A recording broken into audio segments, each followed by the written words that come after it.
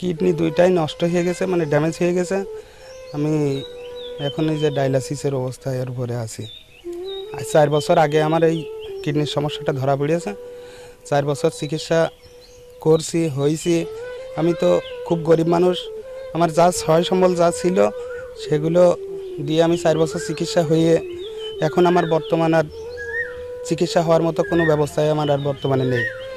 এখন এই যে ডায়ালিসিস চলছে, ডায়ালিসিসের ব্যয় ভারও আমার আর বহন করার মতো ব্যবস্থা এখন আমার আর নেই। তা আমার ডোনার আছে হলো, কিন্তু আমি কিডনি ট্রান্সফার করতে পারছি না টাকার অভাবে।